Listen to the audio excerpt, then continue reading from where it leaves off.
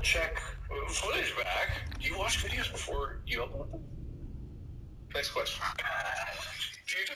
You cough it into Dana's hand, Dana shoots it back. If something's wrong, there's always a comment where like, wait, there's like a 30 seconds of just black screen. I'm like, all right, you'll deduct bathroom things. And then YouTube has a cutout feature. I don't think we've had that issue since Dana took over. You pay per second, and that's 30 seconds of black screen. Do you want to know the truth of YouTube for me? All right. Launch up OBS. Got my camera, put my SD card in. Record. Do I need to sync? Nah. I clap anyway.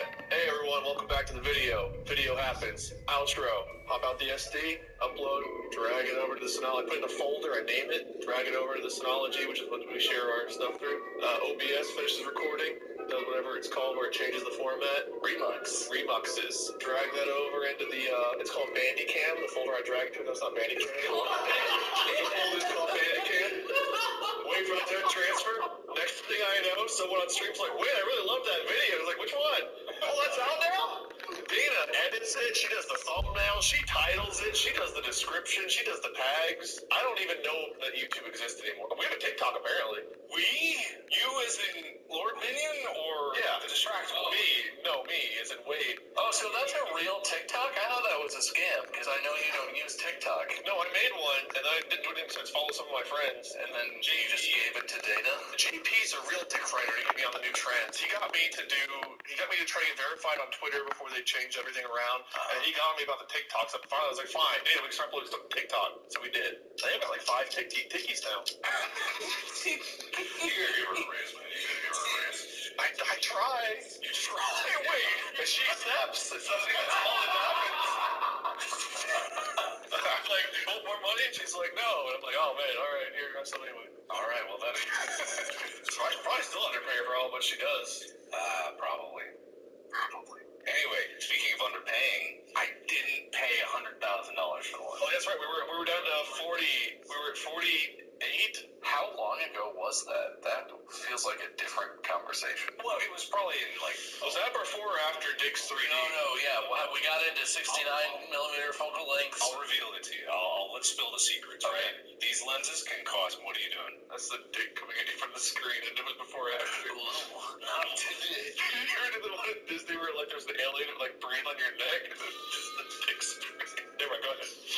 I see what happened now. I do. Yeah. I fully understand how we got to where we How much were your lenses? Yeah, Mark, the lenses. Some of them cost $20.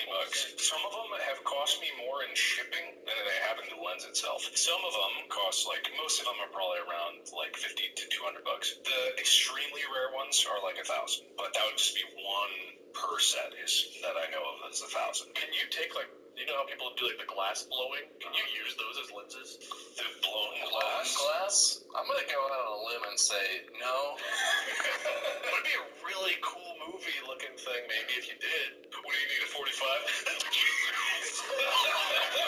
You got the set glass blower with the little pipe on the side of the camera. The director's like, make it rounder, bigger. You would have to give out drugs before they went to watch your movie. Be like, all right, here's your popcorn, here's your LSD, go enjoy the movie.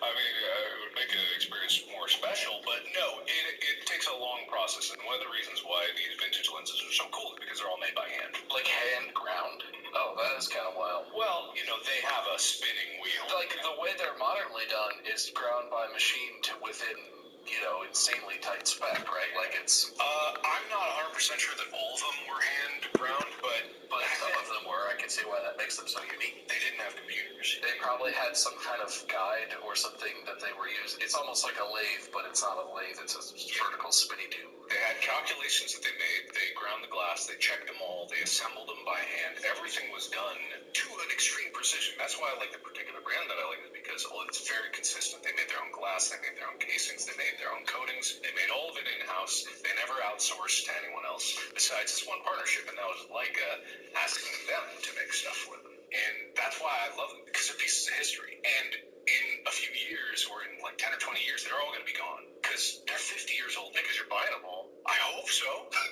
Well, no, I want to preserve the museum of Minolta lens. I really love of these. Do you like a lens? Come to Markiplier. And I appreciate the rehousing that people do, but I'm not going to pay $100,000. That's what I was trying to say. It's like, I'm not going to pay that. I didn't. Hey, we're over here, man. I did not and have not and was not going to pay that amount for it because I didn't want to.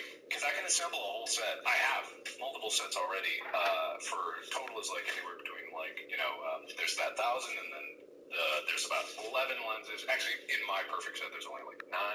Well, so I'm curious. You're going through all this and you're setting up to eventually try and rehouse some of this or a set of this glass yourself, right? Yeah. What is the worst case scenario of that? Do you just ruin the glass if you touch it wrong or something, or do you just end up with a shitty set of lenses if the housings aren't quite as precise as they need to be? Are you destroying them, or is it just they might not be as good as if someone else who knows what they're doing more did it instead of you? Absolutely, yeah. It's just it's probably not going to be as good. These things are a lot sturdier than they seem, but in disassembling something, you can ruin the glue. Yeah, I mean, if you gouge it, you ruin the coating, or okay, but it's not like you're gonna if you touch it with your finger, it's ruined for all eternity. Yeah, no, they're not airtight, so that dust gets inside it all the time. That's how fungus starts to grow inside it. It's just dust all the time. How do you cure fungus in a lens? You don't really. Get some of that toenail goop for athlete's foot. Athlete's foot is fungus, right? Yeah, you're right. Ass on. Let's clap on. Ass off. Ass on, ass off.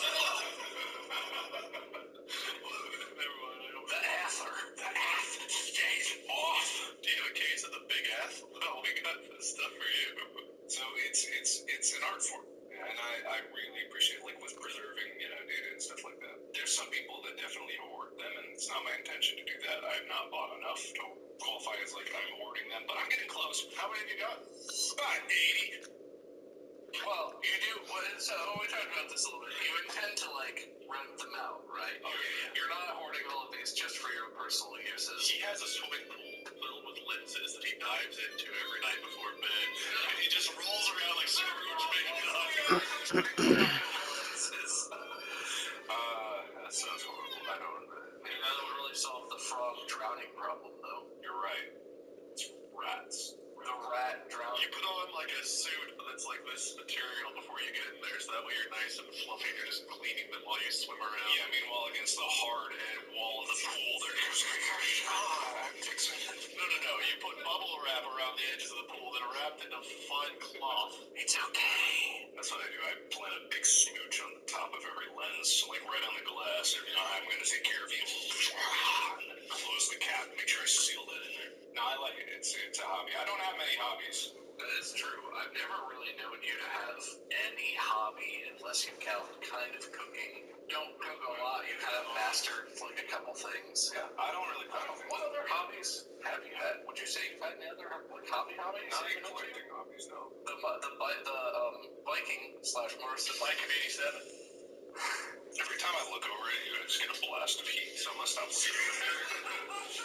That turns off. No, but it looks so nice. Fire, can you cool it down a bit? Well, you have an e-bike, and that was kind of a hobby, kind of a way that you traveled by choice. Yeah, this is the first time where I've collected something for the Ryobi. That was practical. Ryobi's pure practical. Yeah, how many of your plethora of Ryobi tools have you used more than getting them out of the box? Everyone. Oh, that doesn't sound like it. Your kid being scolded. Amy's used them more than I have, actually. Oh, well, let's see, get used. I don't even know how much Ryobi you have. I just know it was described as a wall. I had a wall, yeah. You walk into Mark's house and it's what'd you do with the plate? It's just lenses from ceiling to floor on one side and power tools on the other. I mean, that's kind of my objective because I have to store them in a cabinet that keeps it dry and dust free. And they are beautiful. They're beautiful. Are they positive pressure cabinets or are they just sealed? They're just sealed and then it keeps it dry. Is that a thing that lens people do? Positive pressure storage to keep particulates out? I guess that could bring moisture in. It's not really meant for keeping dust out. It just is it magnetically closes. So it's never bad if a little positivity leaks out. We need more of that in this world. Thanks, buddy. Anyway, yeah, but they're beautiful. The oldest ones are metal, full metal construction. Their whole body's metal. Do they do that satisfying thing where, when you turn the focus ring, it's just and it feels really buttery. Yeah, these 50-year-old lenses, if you get like a good one, of course, it still works perfectly. I still, to this day, I can right now take a lens and put it on my camera and use it. They're not broken. They're very, very well made and they're very useful. Hello. You don't wave? Having that as a skill is not very useful if you don't use it when it's appropriate. It's like a Jedi mind trick wave. He usually does like a princess wave. I gotta tell you how confused I was whenever she showed up at my door in like the middle of the evening right before I was getting ready to live stream. So if you don't use it, when put it on my camera and use it. They're not broken. They're very, very well made and they're very useful. Hello. You don't wave? Having that as a skill is not very useful if you don't use it when it's appropriate. It's like a Jedi mind trick wave. He usually does like a princess wave. I gotta tell you how confused I was whenever she showed up at my door in like the middle of the evening right before I was getting ready to live stream that day. With cookies. I know, but no one comes to our house. It's like just seeing someone you know at your house and you don't expect it holding a box. You're just like, I was just so thrown off. I'm gonna start doing that a lot. That's kind of a good thing, you know. You get a friend. Yeah, it was nice. It was very nice. It was just so confusing. Every time a friend or family member comes to your house, you open the door and you're like, "It's cool." Well, I think we've only seen them like over here at your other house when you were in North Carolina or at a convention. So like all of a sudden they were at my house. It's like, oh my God, you're real. Not how reality works. Yeah. My reality works in a different way. It was a great, off-putting, awesome moment. I was just very thrown off because I was like, oh, who's at my door? We're not supposed to have anyone at my door. Who? I know you.